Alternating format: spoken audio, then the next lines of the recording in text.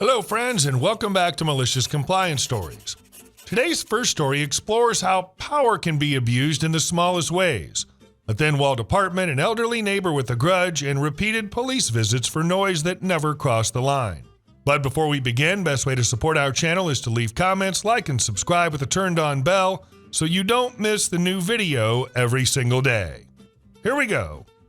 She called the police to punish me for living quietly. The police punished her for wasting their time. This happened about 21 years ago, back when I was 24 and living in my first real apartment.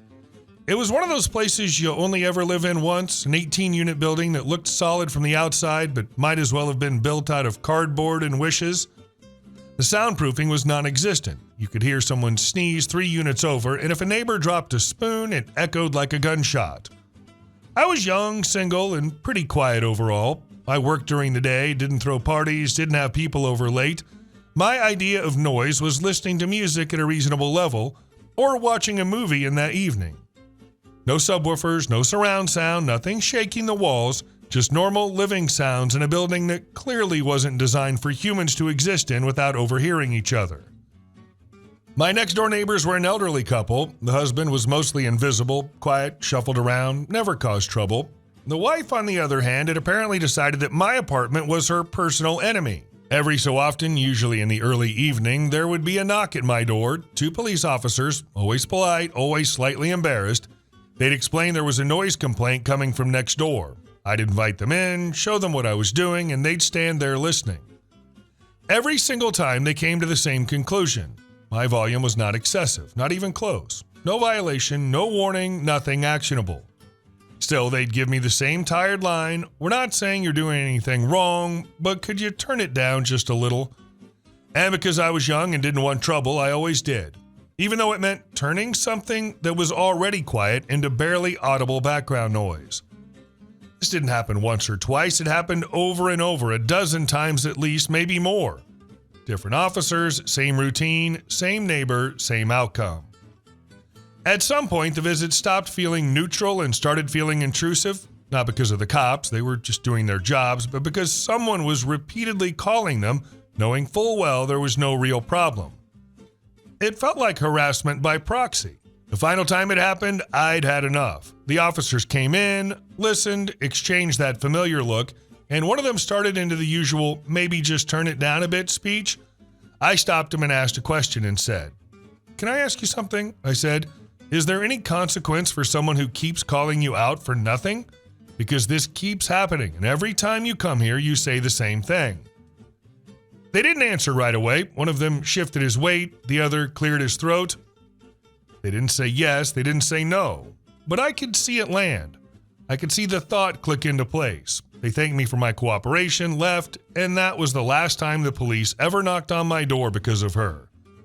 Weeks went by, no more visits, no more complaints, peace, finally. Then one afternoon, I ran into the building's janitor while he was changing light bulbs in the hallway. We chatted for a minute, and out of nowhere, he said, "Oh, by the way, your neighbor told me something funny." Apparently, the old lady had been bragging, or maybe complaining, that she'd been hit with a massive fine for repeatedly calling the police with false noise complaints. Enough that it really hurt, enough that she was furious about it. She never confronted me, never apologized, never even acknowledged it directly. But the silence was immediate and permanent. After months of being interrupted, second-guessed, and treated like a problem tenant for existing normally in my own home, it ended with a single quiet dose of consequences. No shouting, no revenge, no escalation, just accountability. And for the first time since moving in, I could actually hear my movie. Justice served quietly, appropriately enough. I love that the cops never accused you of anything, but also clearly clocked what was going on. That pause when you asked your question, that was the moment the situation flipped. Sometimes that's all it takes for people who abuse systems to finally get cut off. And our next story. You break it, you buy it, even if you're family.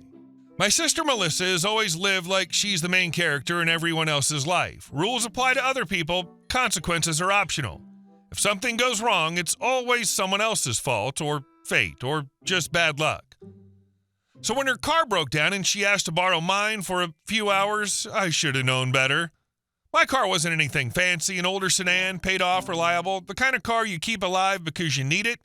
I commute almost 2 hours a day, and that car was my lifeline. I'd just put on 4 brand new tires, stayed religious about oil changes, brakes, all of it. It ran beautifully.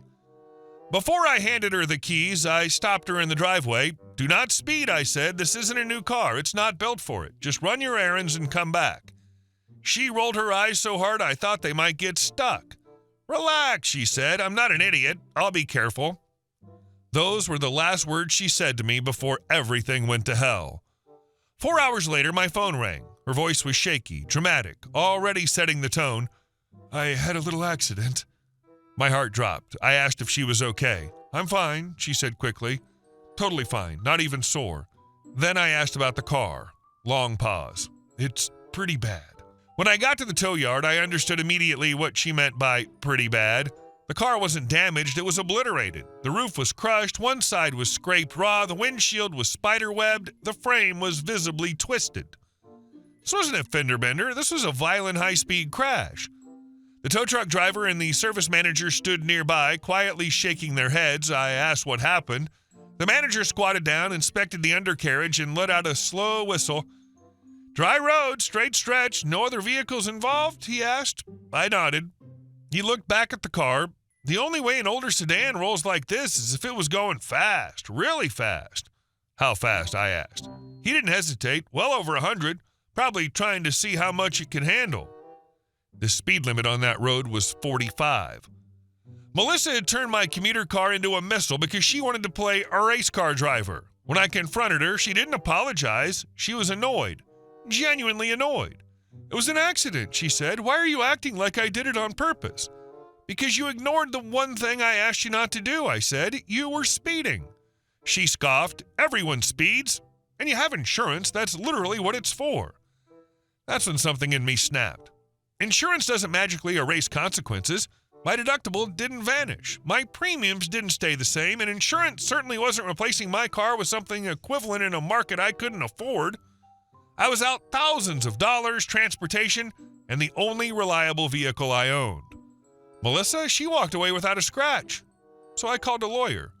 I'm suing her for the full value of the car, the deductible, the cost of the rental until I can replace it, and the projected increase in my insurance premiums, every documented expense, every receipt, every number backed up. When she found out, she lost her mind. She started calling relatives, crying about how I was betraying family and ruining her life. She accused me of being greedy, vindictive, heartless. She told anyone who would listen that I was choosing money over blood. Funny how family only matters when she's the one who messed up. Family doesn't take your most valuable possession, ignore your warning, destroy it through reckless behavior, and then shrug and say, "Oops." Family doesn't expect you to absorb the financial fallout so they can avoid accountability. The lawsuit's filed. I don't care how long it takes. I don't care if the repayment comes in tiny monthly chunks for years. I don't care if it makes the holidays awkward. She broke it, she pays for it. And the next time Melissa needs a favor, she can ask someone else to fund her sense of entitlement. And our next story. A neighbor waged war against our construction site. The city's solution for poor cell service placed a 5G tower right in front of his house. Last year, I was working an engineering and construction role for a mid-sized home builder. It wasn't glamorous, and it definitely wasn't something you brag about at parties, but it paid well and kept the lights on. My team handled site planning, utilities, coordination, temporary power, and all the unsexy behind-the-scenes logistics that have to be finished long before anyone gets to post smiling photos of their dream home on social media. If something was noisy, inconvenient, or invisible once the neighborhood was finished, it usually crossed our desks first. The neighborhood itself was a brand new development on the edge of town. Phase 1 homes were already sold and occupied. Phase 2 was under active construction with crews coming and going daily.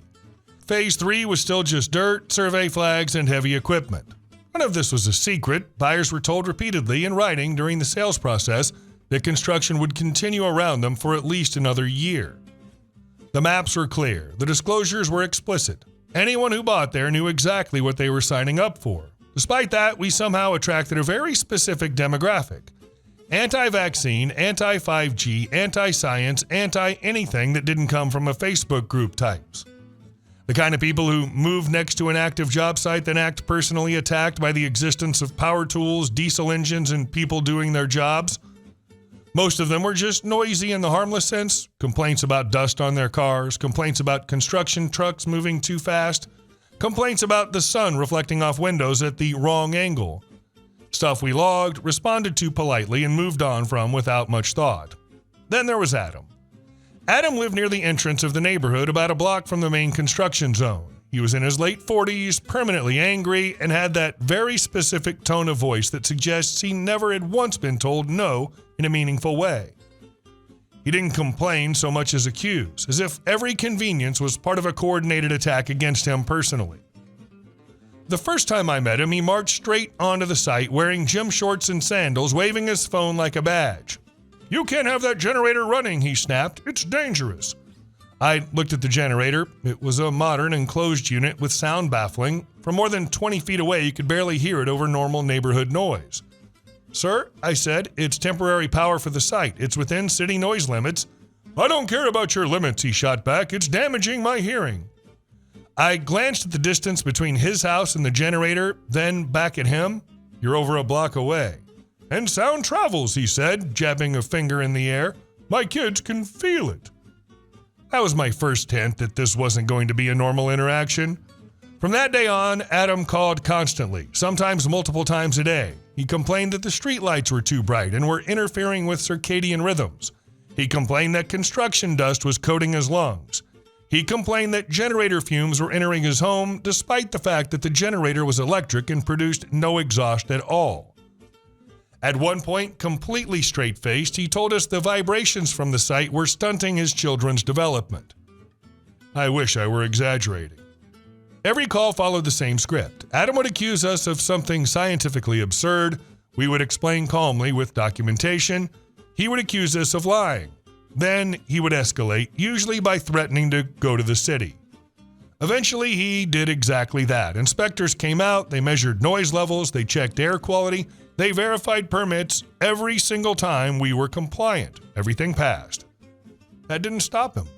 He emailed city council members. He emailed the mayor. He filed formal complaints alleging environmental harm. He even tried contacting local media, who thankfully ignored him entirely. Then he sued. Not successfully, but enough to cause problems.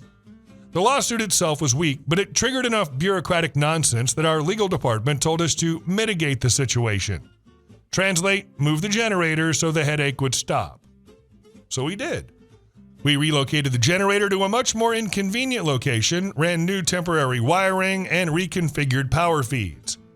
It cost time, it cost money, it delayed work. Everyone involved was annoyed.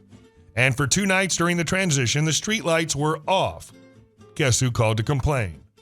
"I can't believe you've left the neighborhood in darkness," Adam shouted over the phone. "This is unsafe. Someone could get hurt." I remember muting the call and staring at my desk for a full 10 seconds, wondering how a single human being could generate this much audacity. We finished the relocation, restored power, and hoped that would finally be the end of it. It wasn't. Adam escalated again, claiming the relocated generator was still affecting him. He demanded it be removed entirely.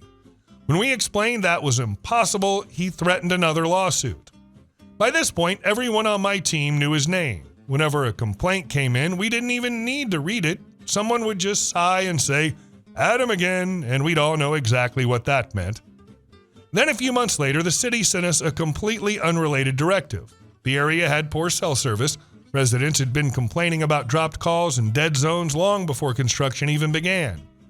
The city approved the installation of a small 5G micro tower to improve coverage, and because we were already doing infrastructure planning, it fell under our scope. I was in the planning meeting when someone pulled up the coverage map. The engineer zoomed in, frowned, and said, "Optimal placement is near the neighborhood entrance." I didn't say anything. Neither did anyone else. Then someone slowly rotated their laptop so everyone could see the map more clearly. Right at the highlighted optimal location sat Adam's house, right in front. There was a pause. Then someone said very quietly, "That's unfortunate." I cleared my throat. "To be clear," I said, "this is city mandated. We don't choose coverage zones." "Correct," the engineer said. "This is where it has to go." Another pause. Then someone else said, "You know he's going to lose his mind." That was the moment when professionalism and cosmic justice briefly shook hands. We finalized the plans, permits were approved, notices were sent out to residents. Adam called within 20 minutes of receiving his. "You're putting a what near my house?" he screamed. "A cellular infrastructure upgrade," I said calmly. "It's 5G, he hissed. "You're trying to kill us." "It's a city project," I replied. "We're complying with approved plans." He showed up in person when construction started, filming workers, shouting about radiation, demanding names, and threatening lawsuits. At one point, he pointed at the foundation and yelled, "This is war!" One of the technicians leaned over and whispered, "This guy thinks he's in a movie." Adam did file another lawsuit. It went nowhere. The city dismissed it almost immediately. The permits were airtight. The studies were done. The documentation was thorough. His long history of complaints didn't help his credibility. As the tower went up, Adam's calls increased. Then, just as suddenly, they stopped. A week later, one of our site supervisors mentioned the house was listed for sale. 2 weeks after that, the moving truck arrived. By the end of the month, Adam and his family were gone. No goodbye, no apology, just gone. The tower went live shortly after. Cell service improved dramatically. Other residents were thrilled. People stopped complaining altogether. And for the rest of the project, not a single complaint came from that address. The most satisfying part is that no one had to win an argument with him. Just permits, measurements, and paperwork. He burned all his credibility long before the tower showed up, so when he tried again, nobody cared. The second the city said this is happening, he lost. And instead of accepting it, he packed up and left. That tells you everything. Hey guys, thank you all for watching the video. I'll see you in the next one.